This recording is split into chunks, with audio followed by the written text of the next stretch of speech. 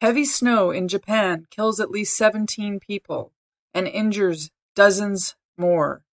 Parts of Japan, mainly along the west coast, have been hit hard by heavy snow due to powerful wind fronts. The Emergency Management Department of the Japan government has stated this is a national emergency. We are trying to help everyone as fast as we can.